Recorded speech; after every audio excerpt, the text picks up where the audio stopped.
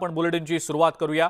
मंत्रिमंडळात स्थान न मिळालेल्या नाराजांना 15 सप्टेंबरपर्यंत मंत्री करण्याचा शब्द मुख्यमंत्री एकनाथ शिंदे यांनी त्यांच्या गटातल्या आमदारांना दिलेला होता। पण दुसऱ्या टप्प्यातल्या विस्ताराला ऑक्टोबर महिना उजाडण्याची शक्यता निर्माण झालेली आहे आणि त्यामुळे शिंदे गटातली नाराजी आता उघडपणे दिसण्याची भीती आहे। दरम्यान भाजपमुळेच नव्याने विस्तार होण्यात अडचणी असल्याचं शिंदे गटाकडून बोट दाखवण्यात येत आहे। आपल्याकडील नाराजांना शब्द दिल्याप्रमाणे विस्तार करण्याची शिंदे गटाची तयारी असल्याचं बोललं जात असलं तरी भाजपकडून मात्र अद्याप होकार मिळालेला नसल्याचं सूत्रांकडून समजतंय।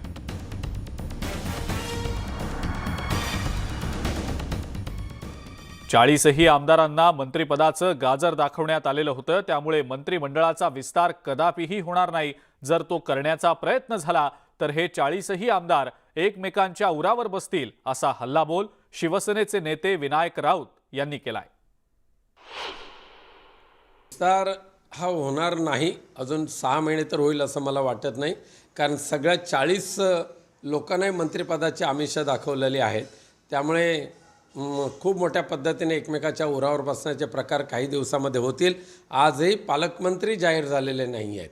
त्यामुळे एकतर सुरुवातीला काळूबाळूचा सरकार, नंतर 40 दिवसांनी आणखी आलेले मंत्री, पण आजही पालकमंत्री न दिल्याने जिल्ह्याचा जो विकास करायला पाहिजे, जिल्ह्याचा DPTCचा जो फंड आहे तो सुद्धा वितरित होऊ शकत नाही।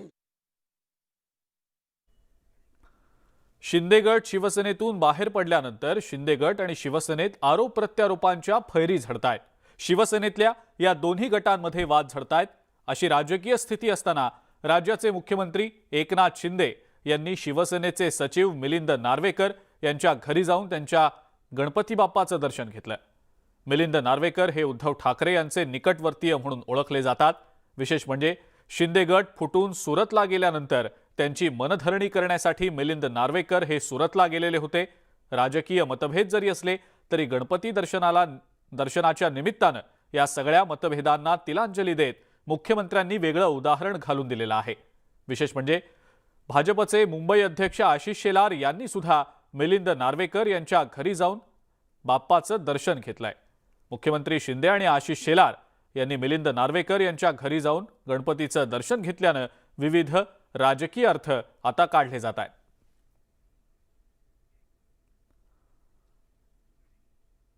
पुढच्या आणखीन एक महत्त्वाची बातमी, पुणे महानगरपालिकेचं क्षेत्र मोठं झालंय आणि त्यामुळे पुणे महानगरपालिकेचे किमान 2 भाग करण्याची आवश्यकता असल्याचं उच्च आणि तंत्रशिक्षण मंत्री चंद्रकांत पाटील यांनी म्हटलंय। हे राजकीय विधान नसल्याचंही ते म्हणाले। युनिट जेवढं छोटं राहतं तेवढं ते मॅनेज करता येतं, त्यामुळे 2 भाग करण्याची गरज असल्याचं त्यांनी म्हटलेलं आहे। त्यांच्या या वक्तव्यामुळे आता नव्या चर्चा रंगू लागलेल्या आहेत।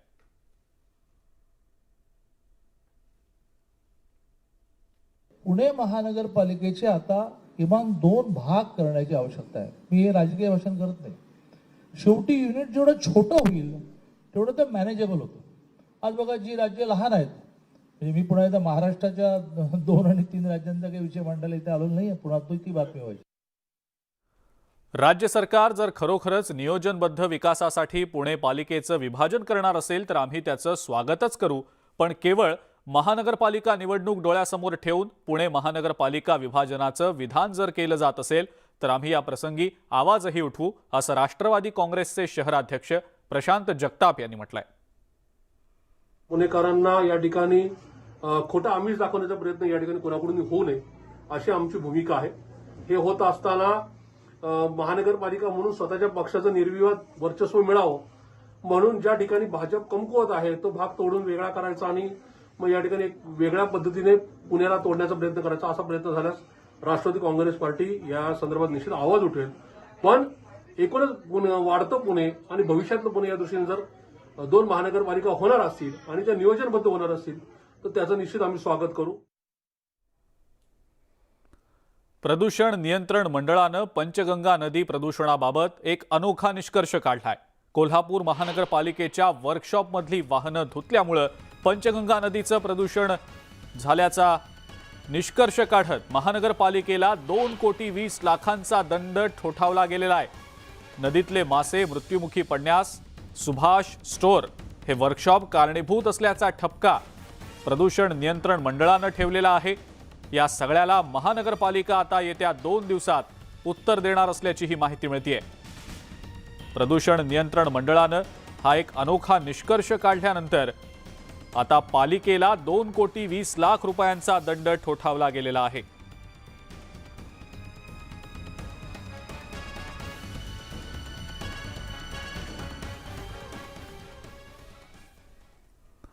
मराठा क्रांती मोर्चाची महत्त्वाची बैठक नुकतीच पार पडली। या बैठकीतल्या मागण्या लवकरच सरकारकडे मांडण्यात येणार आहेत। 15 दिवसात सरकारनं आरक्षणाविषयीची भूमिका मांडावी अशी मागणी करण्यात आलेली आहे। तसंच असं न झाल्यास आंदोलन करण्याचा इशारा मराठा क्रांती मोर्चाचे विनोद पाटील यांनी दिलेला आहे। गेल्या आयोगाचा अनुभव पाहता आता आम्ही ओबीसी आहोत, मग ओबीसीतून आरक्षण का नको असा सवालही त्यांनी केलाय। उलट सरकारच्या सोयीचं काम आम्ही आज या ठिकाणी केलं असं स्पष्ट जर बोलायचं, प्रश्न त्यांना कळलेले आहेत, त्यांची उत्तरं देखील आम्ही त्यांना देतोय। मग 15 दिवस पण फार मोठा कालावधी आहे, तर 15 दिवसाच्या आत त्यांनी करावं। मी परत स्पष्ट करतो की आता आम्हाला स्वतःवर केसेस घालून घेण्याची हौस नाही। राज्याने रस्त्यावरचे आंदोलन बघितले, राज्याने कोर्टाचे आंदोलन बघितले, पण एक वेगळ्या प्रकारे आमच्या मागण्या मान्य झाल्या नाही तर आम्ही निश्चित वेगळ्या पद्धतीचं आंदोलन करू असं आम्ही आज जबाबदारीपूर्वक या ठिकाणी सांगतो। राज्य सरकारला हेच सांगितलंय की मागच्या आयोगाचा इतिहास बघता आणि निवडणुकीच्या तारखा बघता, कारण राज्यकर्त्यांना खुर्च्या टिकवायच्या असतात आणि विरोधी पक्षाला खुर्चीवर यायचं असतं, त्याच्यामुळे लोकसभेला 17 महिने, विधानसभेला 19-20 महिने, एवढ्यामध्ये आरक्षण तुम्ही कशा पद्धतीने देणार, कशातून देणार। आता राज्यामध्ये ओबीसी आरक्षणाबाबत चर्चा आहे, आम्ही जबाबदारी सांगतो आम्ही ओबीसीच आहे। 1 मराठा लाख मराठा, विदर्भातला मराठा ओबीसी, खानदेशातला मराठा ओबीसी, मराठवाड्यातला मराठा ओबीसी नाही, त्याच्यामुळे 1 मराठा लाख मराठा, फक्त काही नोंदी राहिलेल्या आहे। नव्यानं तुम्ही प्रक्रिया सुरू करणार का आणि मराठा समाजाचा अभ्यास किती दिवसात तुम्ही कंप्लीट करून घेणार? ओबीसी मध्ये जरी मराठा समाज सरसकट टाकायचा तर त्याला एक रिपोर्ट अहवाल लागतो, तो अहवाल तुम्ही किती दिवसात टाइम टेबल मध्ये करणार? याचाच अर्थ जर रिव्ह्यू मध्ये होणार नाही तर मराठा समाजाला ओबीसी मध्ये अहवाल सकारात्मक आला तर टाकावाच लागेल। त्यामुळे आमची स्पष्ट मागणी आहे, एक रिव्ह्यूचा निर्णय किती दिवसात घेता, जर रिव्ह्यूचा निर्णय तुमच्याकडून होत नसेल तर स्वतःहून कोर्टाला सांगा, हे आमच्याकडून आता शक्य नाही, समाजाला सांगा आमच्याकडून शक्य नाही। नाशिकच्या सिन्नर तालुक्यामध्ये ढगफुटी सदृश पाऊस झालाय। ढगफुटी सदृश पाऊस झाल्यानं तालुक्यातले अनेक रस्ते पाण्याखाली गेले। नदीकाठच्या अनेक वाड्या वस्त्यांमध्ये पाणी शिरलंय। मुसळधार पावसामुळे मोठ्या प्रमाणात नुकसान झालं असून काही नागरिक बेपत्ता असल्याची माहिती मिळतेय। पूरग्रस्त भागांमध्ये मदतीसाठी शासकीय यंत्रणा दाखल झाली आहे। जेसीबीच्या सहाय्यानं नागरिकांचं रेस्क्यू करण्यात आलेलं आहे। जेसीबीवर बसवून 33 नागरिकांची सुटका करण्यात आलेली आहे। याआधी महिन्याभरापूर्वी नाशिकच्या सप्तशृंगी गडावर ढगफुटी सदृश पाऊस झाला होता। नाशिक शहर आणि जिल्ह्यामध्ये पाऊस गेल्या 2 दिवसांपासून धुमाकूळ घालतोय। हाहाकार माजवणारा पाऊस नाशिक जिल्ह्यामध्ये पडतोय। सिन्नरमध्ये तर अनेक गावा आणि खेड्यांमधल्या रस्त्यांवर देखील मोठ्या प्रमाणात पाणी साचल्याचा प्रत्यय सध्या नाशिक जिल्ह्याच्या सिन्नर तालुक्यातील नागरिकांना येतोय। तर दुसरीकडे नाशिक जिल्ह्यातील जवळपास 23 धरणं 100% भरली आणि त्यामुळे मोठ्या प्रमाणात धरणांमधून विसर्ग केला जातोय। नाशिकच्या गंगापूर धरणातनं गोदावरी नदीमध्ये तब्बल 6000 क्युसेक्स इतक्या मोठ्या प्रमाणात पाण्याचा विसर्ग केला जातोय आणि त्यामुळे नाशिकची गोदावरी नदी दुथडी भरून वाहतीये। आपण आता नाशिकच्या रामकुंड परिसरामध्ये आहोत। गोदावरीचे हे रौद्र रूप पुन्हा एकदा आपण दृश्यांमध्ये बघतोय। पुराचं मापन देणारा दुतोंड्या मारुतीच्या कमरेपर्यंत आता देखील पाणी आहे। काल रात्री दुतोंड्या मारुतीच्या छातीपर्यंत पाणी होतं, आता हेच पाणी जे आहे ते ओसरून कमरेपर्यंत आलेलं आहे। आता देखील गंगापूर धरणातनं 6000 क्युसेक्स इतक्या मोठ्या प्रमाणात पाण्याचा विसर्ग केला जातोय। मात्र शहरामध्ये पाण्याचा विसर्ग जो आहे तो मोठ्या प्रमाणात कमी झालेला आहे। त्यामुळे गोदावरी नदीच्या पाण्याच्या पातळीमध्ये काही प्रमाणात घट झाली असली तरी पूर परिस्थिती मात्र कायम आहे। नाशिकच्या गंगापूर धरणातून सोडलेल्या पाण्यामुळे गोदावरी नदीला आलेला हा पूर आपण दृश्यांमध्ये बघतोय। गोदा काठावर असलेली अनेक छोटी मोठी मंदिरं जी आहे ती पुराच्या पाण्याने पूर्णतः व्यापली गेलेली आहे। ज्या ठिकाणी दशक्रिय विधी केले जातात, अस्थि विसर्जन केलं जातं, तो लक्ष्मण कुंड, रामकुंड आणि अस्थि विसर्जनाचा भाग जो आहे तो देखील पाण्याखाली आलेला आहे। समोर दिसणारा गांधी तलाव जो आहे तो देखील पाण्यामध्ये आलेला आहे। समोर दिसणारी गांधी ज्योत जी आहे ती देखील पूर्णतः पाण्याखाली आलेली आहे। यामुळे मोठा फटका जो आहे तो या ठिकाणच्या नागरिकांना बसलेला आहे। या ठिकाणी परराज्यातून येणारे अनेक भाविक जे आहेत ते या ठिकाणी अस्थि विसर्जनासाठी येतात, दशक्रिय विधीसाठी येत असतात आणि या सगळ्या नागरिकांना रस्त्यावरती हे सगळे विधी जे आहे ते पार पाडावं लागतं। आणि एकूण जर आपण बघितलं तर नाशिक जिल्ह्यामध्ये गेल्या 2 दिवसांपासून हा पाऊस बरसतो आहे आणि त्यामुळे धरणांच्या पातळीत देखील मोठी वाढ झालेली आहे। आपण पुन्हा एकदा नाशिकच्या गोदाकाठची दृश्य बघतोय। खरं तर अस्थि विसर्जन करणं आणि गोदाकाठावरती वेगवेगळ्या पूजा करण्यासाठी लक्ष्मण कुंड आणि रामकुंडाचा परिसर जो आहे तो विचारात घेतला जातो। या ठिकाणी मोठ्या प्रमाणात भाविक जे आहेत ते अस्थि विसर्जनासाठी येत असतात। मात्र अशा प्रकारे गोदावरी नदी दुथडी भरून वाहते, गोदावरीच्या पूर्ण पात्रामध्ये पाणी साचलेलं आहे आणि त्यामुळे भाविकांना आपले सगळे विधी जे आहेत ते रस्त्यावरती बसून करावे लागतात। ही सगळी दृश्य नाशिकच्या गोदा तीरावरची आहे आणि पुढची 2 दिवस नाशिक जिल्ह्यामध्ये पावसाचा हाय अलर्ट वेधशाळेकडून वर्तवण्यात आलेला आहे। त्यामुळे अधिक सतर्क राहण्याचं आवाहन नाशिककरांना करण्यात आलं आहे। व्हिडिओ जर्नलिस्ट हेमंत बागुलसह लक्ष्मण घाटोळ, न्यूज 18 लोकमत, नाशिक। नाशिक जिल्ह्यातल्या सिन्नर तालुक्यात ढगफुटी सदृश पाऊस होतोय, त्यामुळे अचानक आलेल्या पुरात एक जण वाहून गेलाय। तब्बल 10 ते 15 मिनिटं ही व्यक्ती नदीच्या प्रवाहातून बाहेर पडण्यासाठी झुंज देत होती। यावेळेला पुराच्या पाण्यात वाहून आलेल्या पानवेलींना अडकून ही व्यक्ती वाहून गेली। या ढगफुटी सदृश पावसात 6 4-चाकी आणि 18 मोटरसायकल्स वाहून गेल्याचा प्राथमिक अंदाज आहे।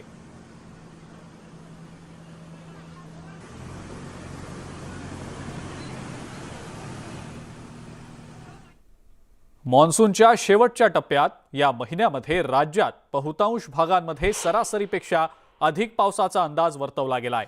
संपूर्ण देशभरात या कालावधीत सरासरीच्या तुलनेत 109% पावसाची शक्यता हवामान विभागानं वर्तवली आहे। मुंबई, ठाणेसह संपूर्ण कोकण, पश्चिम महाराष्ट्र, दक्षिण मराठवाडा आणि पूर्व विदर्भात शेवटच्या टप्प्यात काही भागात मुसळधार पावसाची शक्यता आहे। सप्टेंबरमध्ये देशाच्या बहुतांश भागात दिवसाचं कमाल तापमान सरासरीच्या जवळ किंवा त्यापेक्षाही कमी राहण्याची शक्यता आहे। सध्या राज्यातील पाऊस सरासरीच्या तुलनेत 18% अधिक बरसतोय।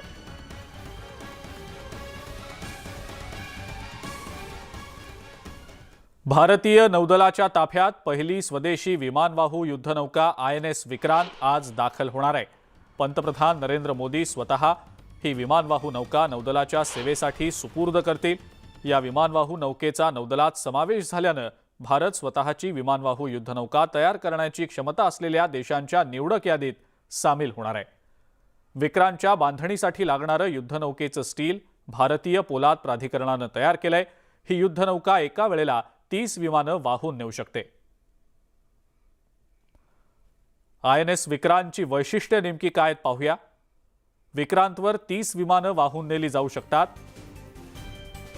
विक्रांतचा जो टॉप स्पीड आहे तो 28 नॉट्स इतका आहे। INS विक्रांतची लांबी तब्बल 262 मीटर इतकी आहे। रुंदी सुमारे 62 मीटर आहे आणि उंची 59 मीटर इतकी आहे। INS विक्रांतचं वजन सुमारे 40,000 टन इतकं आहे। INS विक्रांत या युद्धनौकेत 14 डेक, यासोबतच 2300 कंपार्टमेंट्स आणि तब्बल 1700हून अधिक क्रू मेंबर्स INS विक्रांतवर राहू शकतात। एकाच वेळेला 7500 नॉटिकल मैल अंतर विक्रांत कापू शकतं।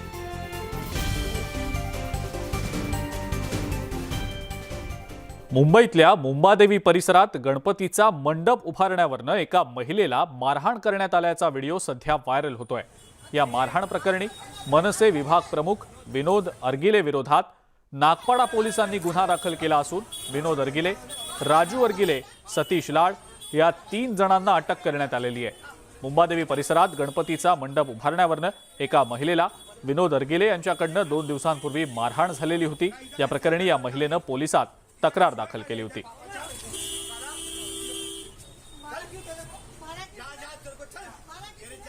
थप्पड़ मारा था, मुझे मारपीट किया था। आपने केस दर्ज किया अभी? हाँ किया। वो बाइंडर उनका पोस्टर लगाने का था। तो मेरे दुकान के यहाँ पे लगाने वाले थे, तो मैंने ना बोला कि यहाँ पे मत लगा, थोड़ा आगे लगाओ। इसके लिए मेरे को उन्होंने मारपीट किया। हाँ, सही की है, कार्रवाई सही की। हाँ, नहीं होना चाहिए, कोई महिला के साथ में ऐसा नहीं होना चाहिए जो मेरे साथ हुआ है वो।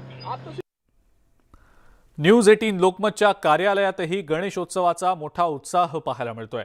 गणपती बाप्पाची मनोभावे पूजा अर्चा करत प्रतिष्ठापना करण्यात आली। राजकीय नेते मंडळींनी न्यूज 18 लोकमतच्या बाप्पाचं दर्शन घेण्यासाठी हजेरी लावली होती।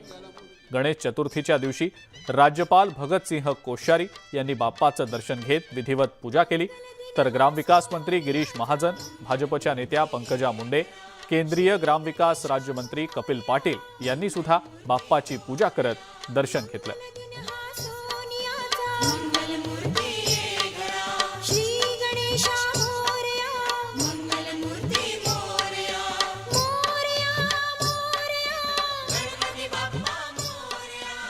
न्यूज 18 लोकमतच्या कार्यालयातही बाप्पा विराजमान झालाय आणि याच गणरायाची पूजा राज्याचे ग्रामविकास वैद्यकीय शिक्षण मंत्री गिरीश महाजन यांच्या हस्ते करण्यात आली। यावेळेला गिरीश महाजन यांनी राजकीय मुद्द्यावरही भाष्य केलं। यंदा तुमचं सरकार आहे, बाप्पाकडे काय साकडं घातलंय? नाही, 2 वर्ष कोरोनाचं संकट होतं, तसं या सरकारचे संकट राज्यावर होतं असं म्हणायला काही हरकत नाही। कारण 2 वर्षामध्ये आपण बघितलं असेल तर मी 30 वर्षाले आमदार आहे, मी अनेक मुख्यमंत्री बघितले, मी सरकारही बघितलेत, पण 2-2.5 वर्षाचा हा कार्यकाळ जो झाला ना, तो खरंच त्याच्याबद्दल काय बोललो आज राजकीय विषय इथला नाही आहे, पण मुख्यमंत्री मंत्रालयाची पायरी चढले नाही हे मला वाटतं असं पहिल्यांदा झालं आपल्या इतिहासामध्ये, देशाच्या इतिहासात झालं असेल की मुख्यमंत्री मंत्रालयाची पायरी चढत नाही, आलेच नाहीत, आमदारांना भेटत नाही, खासदारांना भेटत नाही, मंत्र्यांना सुद्धा भेट देत नाही। मला वाटतं हा प्रकार पहिल्यांदाच राज्याने बघितला। नाही, असं कुठेही झालं नाही, पण त्यांचं भाषण झाल्यावर ते मान्य देवेंद्रजी माझ्याशी बोलायला त्या ठिकाणी आले, खाली वाकले म्हणून त्यांनी माझ्या अशा गुडघ्यावर हात ठेवला, माझ्या हातात हात घेतला। खरं आहे, हे तर सगळ्या चॅनलने आपण दाखवलं त्या ठिकाणी, पण तसे काही पाय तपासाय माझे पाय मजबूत आहेत, माझे पाय तपासण्याची वगैरे काही आवश्यकता नाही, पण तो कार्यक्रम धार्मिक होता। त्या ठिकाणी त्यांचं भाषण झाल्यावर ते आलेत माझ्याशी आणि देवेंद्रजींशी ते त्या ठिकाणी बोललेत। आता काय बोलले मी हे या ठिकाणी सांगत नाही आपल्याला, पण आमची चर्चा झाली। भाजपचा अजेंडा एकच आहे की यावेळेला महापालिकेमध्ये भारतीय जनता पक्षाचा महापौर आणायचा आहे आणि तो 100% येईल। शिंदे गट आणि आम्ही सगळे सोबतच आहोत, आम्ही कुठे वेगळे नाही आहेत, पण यावेळेला हे निश्चित आहे, कारण हे लोकांच्या मनातलंही मी सांगतो, मुंबईकरांच्या मनातलंही मी सांगतो की यावेळेला 100% महापौर हा भाजपचाच होईल। कोविडमध्ये एकीकडे लोक मरत आहेत, आपला जीव वाचवण्यासाठी सगळ्यांचा आकांत चाललेला आहे, मग रेमडेसिवीर असेल काय त्याचे मेडिसिन असतील त्याच्यासाठी लोक कुठे कुठे काय काय करत होते, आणि अशा काळातही आम्ही निर्लज्जपणे त्या कोरोनामध्ये त्या कोविड सेंटरचे असेल किंवा मेडिसिनमध्ये असेल तिथे ब्लॅकमेल कसं करता येईल, तिथे आमचं कमिशन कसं भेटेल, ऑक्सिजन सेंटर उभे राहत आहेत त्यात आम्हाला कसे पैसे मिळवता येतील, यासाठी काही लोक अडकलेले होते, त्यांचं लक्ष तिकडेच होतं। म्हणजे लोक मेले चालतील, पण आम्हाला आमचं उखळ पांढरं करायचं आहे, आम्हाला आमच्या तिजोऱ्या भरायच्या आहेत, असंही आपण बघितलं। मला वाटतं अतिशय घृणास्पद प्रकार अनेक ठिकाणी त्या ठिकाणी घडले, आता ते समोर येत आहेत। माननीय देवेंद्रजी मुख्यमंत्री असताना त्यावेळेला आपण मुख्यमंत्री सहायता निधी हा कक्ष उघडलेला होता, आणि कुठेही तालुक्यावर असेल जिल्ह्यावर असेल तिकडनं त्या ठिकाणून पेपर आलेत, पूर्ण तांत्रिक बाजू तपासून बघितल्या की त्याला 1 लाख 2 लाख 3 लाखापर्यंत मदत डायरेक्ट चेकने पटकन जायची, लगेच 2 दिवसात 3 दिवसामध्ये हॉस्पिटलला चेक जायचा, आणि तो माणूस आहे तो गरीब माणूस आहे, सामान्य माणूस आहे, मध्यमवर्गीय असेल की त्याची ऐपतच नाही 2-3 लाख रुपये खर्च करायची, त्याला हा खूप मोठा दिलासा होता। 2.5 वर्षामध्ये मान्य मुख्यमंत्री महोदयाने तर एक सही केलीच नाही, 1 रुपयासुद्धा या हेडवर खर्च केला नाही, 1 रुपयासुद्धा केला नाही, कारण ते दुर्दैव आहे। आज आजारी माणसाची परिस्थिती काय असते आपल्याची कल्पना, एकदा आजार लागला की सामान्य माणूस आहे, गरीब माणूस आहे, मजूर माणूस आहे, छोटा मोठा कामगार आहे, लोटगाडी हातगाडीवाला आहे, त्याची परिस्थिती काय असते आपल्याला आपण कल्पना करू शकतो, परंतु दुर्दैवाने 2.5 वर्षाच्या काळात या मधल्या 1 रुपयासुद्धा खर्च या हेडवर झालेला नाही। केंद्रीय पंचायती राज राज्यमंत्री कपिल पाटील यांनी न्यूज 18 लोकमतच्या बाप्पाचं दर्शन घेतलं। यावेळेला त्यांनी लाडक्या गणरायाची मनोभावे पूजा अर्चा केली। न्यूज 18 लोकमतच्या गणेशोत्सवाच्या सोहळ्यात सहभागी होत कपिल पाटलांनी पर्यावरण रक्षणाचं आवाहनही केलं। तुमचं लोकमत खूप चांगलं असल्यामुळे आमच्यासारख्या लोकांना तुमच्या गणपतीचं दर्शन घेण्याची संधी तुम्ही उपलब्ध करून दिली, त्याबद्दल तुम्हाला धन्यवाद देतो। खऱ्या अर्थाने कोरोनानंतर पहिल्यांदाच सगळे निर्बंध शिथिल करून एकनाथ शिंदे आणि देवेंद्र फडणवीस यांच्या नेतृत्वाखाली आलेल्या सरकारने लोकांना दहीहंडीच्याच दिवशी आता येणारे सण म्हणजे येणारे गणपती जोरात, दसरा जोरात, दिवाळी जोरात, खऱ्या अर्थाने सणांच्या वेळेला सगळे निर्बंध पाळून सण साजरे करण्याची परवानगी त्यावेळेला सुद्धा द्यायला पाहिजे होती। काय हिंदू सण हे निश्चितपणाने सगळ्या लोकांना एकत्र येऊन, आता गणपती म्हटलं की सगळं कुटुंब कसं जिथं असेल तिथून गावाला जाऊन हा सण साजरा करतो आणि त्या सणांना निर्बंध घातल्यामुळे गेल्या 2 वर्षापासून लोकांमध्ये जो निरुत्साह होता त्याचं परिवर्तन उत्साहामध्ये करण्याचं काम या सरकारने केलेलं आहे। म्हणून मुख्यमंत्री उपमुख्यमंत्री यांना आपल्या चॅनलच्या माध्यमातून मी धन्यवाद देतो आणि तरीही जनतेला आवाहन करीन, कोरोना जरी गेलेला असला तरी अतिशय सावधतेने सगळ्या प्रकारची काळजी घेऊन हा उत्सव आपण जोमाने साजरा करावा, अशा प्रकारची विनंती सर्व देशातील नागरिकांना करतो। लालबागचा राजा गणपतीच्या दर्शनाला दुसऱ्या दिवशी सुद्धा भक्तांनी मोठी गर्दी केली होती। मुखदर्शन आणि नवसाच्या रांगेत मोठी गर्दी पाहायला मिळतेय। लालबागच्या राजाच्या दर्शनासाठी फक्त मुंबईतनंच नाही तर राज्यभरातनं अनेक भाविक येत असतात। कोरोनाच्या 2 वर्षांच्या सावट असलेल्या कालावधीमध्ये लालबागच्या राजाच्या दर्शनाला भाविकांना भक्तांना येता आलं नव्हतं, मात्र यंदाच्या वर्षी निर्बंधमुक्त गणेशोत्सव होत असल्या कारणामुळे भाविकांची गर्दी दिवसागणिक वाढताना दिसतेय। न्यूज 18 लोकमतवर लालबागच्या राजाची ही दृश्य आपण सध्या पाहता आहात।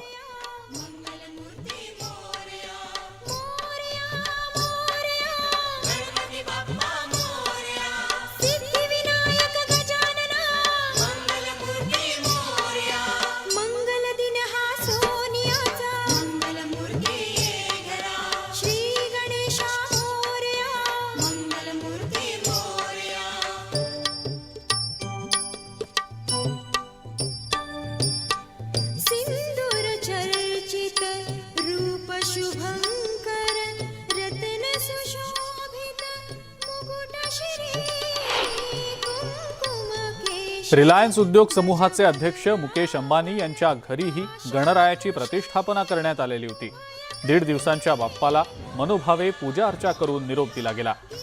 त्यापूर्वी राज्याचे मुख्यमंत्री एकनाथ शिंदे, उपमुख्यमंत्री देवेंद्र फडणवीस यांनी मुकेश अंबानी यांच्या घरातल्या बाप्पाचं दर्शन घेतलं। राज्याचे माजी मुख्यमंत्री उद्धव ठाकरे आणि युवा सेनेचे अध्यक्ष आदित्य ठाकरे यांनी सुद्धा अंबानी यांच्या घरातल्या बाप्पाचं दर्शन घेतलं। त्याचप्रमाणे अभिनेता रणवीर सिंह आणि दीपिका पदुकोण यांनी सुद्धा गणरायाचं दर्शन घेतलं। दरम्यान गणेशोत्सवाच्या पार्श्वभूमीवर अंबानी यांच्या अँटिलिया निवासस्थानातही आकर्षक अशी विद्युत रोषणाई करण्यात आलेली होती।